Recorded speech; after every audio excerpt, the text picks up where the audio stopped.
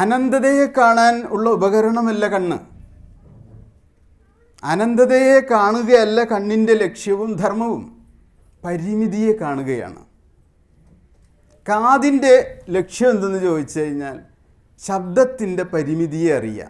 പരിമിതമായ ശബ്ദത്തെ 1, 2, 3 കിലോമീറ്ററിലുള്ള ഒച്ചയും ബഹളവും ശബ്ദവും വാക്കുമൊക്കെ ഈ കാത് പിടിച്ചെടുക്കും. അല്ലാതെ ബോംബെയിൽ നടക്കുന്ന ഒരു പൊട്ടിത്തെറി ഇവിടെ ഇരുന്ന് കേൾക്കാമെന്ന് പറഞ്ഞു കഴിഞ്ഞാൽ ഈ കാതിനത് കഴിയില്ല. അപ്പോൾ കാത് ദേശകാല പരിമിതമായിരിക്കുന്ന ഒരു ഉപകരണമാണ്.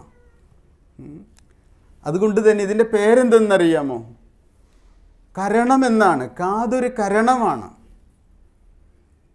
ഏത് തരത്തിലുള്ള കരണം? ബാഹ്യകരണം. കരണം എന്ന് പറഞ്ഞാൽ ഇൻസ്ട്രുമെൻ്റ്. കണ്ണ് ഒരു കരണമാണ്, നാക്ക് ഒരു കരണമാണ്. ആ കരണത്തിൻ്റെ പ്രത്യേകത എന്താണ്?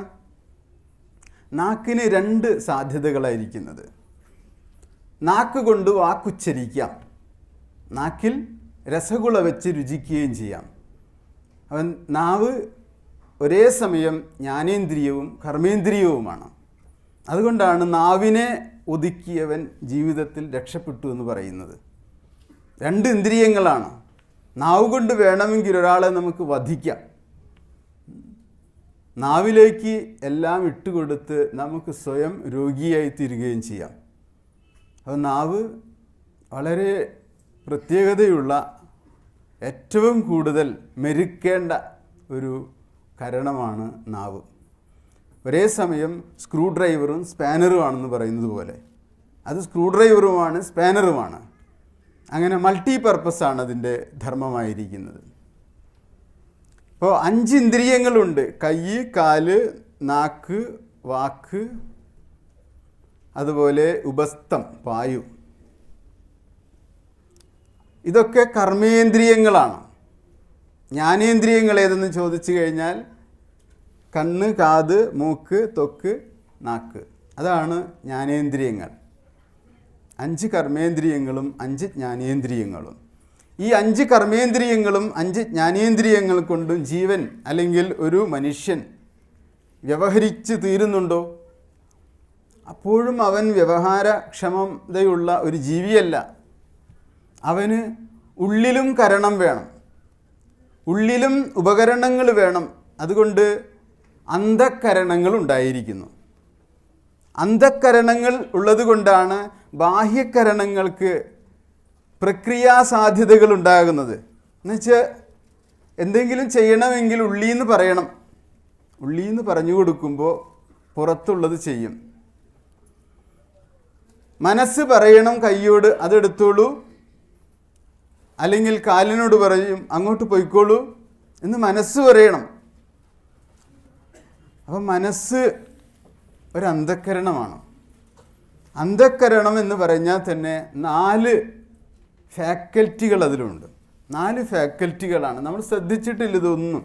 സാധാരണ മനുഷ്യർക്ക് സാമാന്യമായിരിക്കുന്ന മനഃശാസ്ത്രം പോലും അറിയാറില്ല എന്നുള്ളതാണ്. ഭാരതത്തിലെ സാമാന്യമായിരിക്കുന്ന ഒരു കുഞ്ഞിന് പോലും അറിയാവുന്നതാണ് ഉള്ളിൽ 4 ഉപകരണങ്ങളുണ്ട് എന്ന്. പക്ഷെ ഇന്ന് നമുക്കതൊക്കെ വിസ്മൃതമായി പോയിരിക്കുന്നു.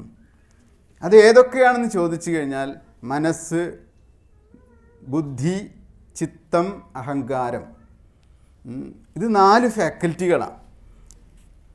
ഇത് നമ്മൾ എങ്ങനെ തിരിച്ചറിയുന്നത്? ഈ ഫാക്കൽറ്റികളെ ശസ്ത്രക്രിയ നടത്തി നോക്കിയാലൊന്നും ഇത് കാണുകയില്ല. ഇതിൻ്റെ പ്രതികരണങ്ങളും ഇതിൻ്റെ പ്രവർത്തനങ്ങളും നോക്കിയിട്ടാണ് നമുക്ക് തിരിച്ചറിയാൻ കഴിയുള്ളൂ. ഒരു പുതിയ ഒരാൾ ഇങ്ങോട്ട് കയറി വരുമ്പോൾ നാം ഒന്ന് നോക്കും. സംശയമാണ് അയാളെ സംശയമാണ്. ആരാ അത് എന്ന് ചോദിക്കും. അത് മനസ്സിൻ്റെ പരിപാടിയാണ്. ആരാ അത് എന്ന് ചോദിക്കുന്നത്. പുരികൊക്കെ ഒന്ന് വിടർത്തും. പട്ടിയാണെങ്കിൽ ചെവിയൊന്ന് വട്ടം പിടിക്കും. ആരാണെന്ന് സംശയം, ഡൗട്ട് ഉണ്ടാക്കുന്നത് മനസ്സാണ്. ഈ മനസ്സ് ചോദ്യം ചോദിച്ചത് കൊണ്ട് കാര്യങ്ങൾ തീരുന്നില്ല. മനസ്സ് ചോദിച്ച ഉടനെ ചിത്തം പറയും എനിക്ക് പരിചയമുണ്ടോ എന്ന് ഞാൻ നോക്കട്ടെ. ചിത്തം പറയുന്നതാണ്. എങ്ങനെ ചിത്തത്തിന് പരിചയം ഉണ്ടാകുന്നത്? ചിത്തത്തിന് പരിചയം ഉണ്ടാകുന്നത് ഒരു 50 വയസ്സുള്ള ഒരാളാണ് ആരാ അതെന്ന് ചോദിച്ചതെങ്കിൽ 50 വർഷമായി അയാൾ ജീവിച്ച ജീവിതത്തിലെ അനുഭവത്തിൻ്റെ ശേഖരങ്ങൾ മുഴുവൻ എടുത്ത് പരിശോധിച്ച് നോക്കും.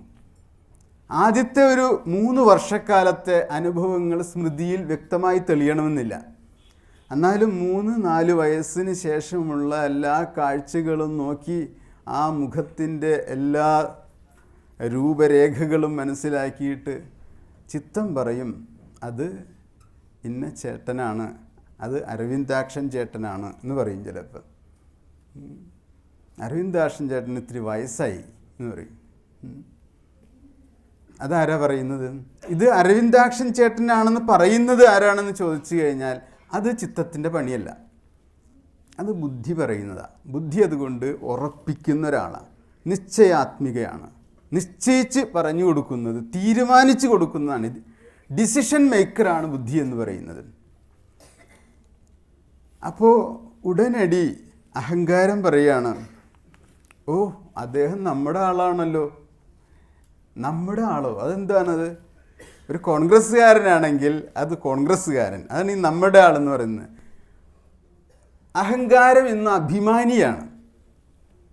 അഭിമാനിയായതുകൊണ്ട് കമ്മ്യൂണിസ്റ്റുകാരനാണെങ്കിൽ ആ കമ്മ്യൂണിസ്റ്റുകാരനാണ് നമ്മുടെ ആൾ, നമുക്ക് പ്രിയപ്പെട്ടതാണല്ലോ. അല്ലെങ്കിൽ അഹങ്കാരം പറയുന്നത് അവൻ നമ്മുടെ ശത്രുവാണല്ലോ എന്ന് പറയും. അപ്പോൾ അഭിമാനിയായിരിക്കുന്ന അഹങ്കാരം തന്നോട് ചേർത്ത് വെച്ചുകൊണ്ട് എല്ലാ സംശയങ്ങളെയും ദൃശ്യങ്ങളെയും അടുപ്പിക്കണോ അകറ്റണോ എന്ന് തീരുമാനിക്കും. അപ്പോൾ ഈ 4 ഫാക്കൽറ്റികൾ നമ്മുടെ ഉള്ളിൽ 4 പ്രക്രിയകൾ, അന്ധക്കരണങ്ങൾ നടത്തുന്നുണ്ട്. ഈ 4 അന്ധക്കരണങ്ങളെയും ചേർത്ത് വെച്ചിട്ട് പറയുന്ന ഒറ്റ വാക്കാണ് മനസ്സ് എന്ന്. ഇപ്പോൾ മനഃശാസ്ത്രം, ഭാരതത്തിൽ മനഃശാസ്ത്രമുണ്ടോ എന്ന് ചോദിച്ചു കഴിഞ്ഞാൽ അന്ധക്കരണശാസ്ത്രമുണ്ട്. മനഃശാസ്ത്രമല്ല, അന്ധക്കരണശാസ്ത്രമാണ്.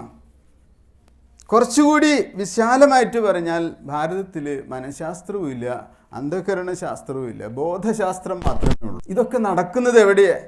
ബോധത്തിലാണ്. ഇതെല്ലാം ഇന്ദ്രിയങ്ങളുടെ പ്രവർത്തനങ്ങളും മനസ്സിൻ്റെ പ്രവർത്തനങ്ങളും ഒക്കെ നടക്കുന്നത് ബോധത്തിലാണ്. ഇതെല്ലാം.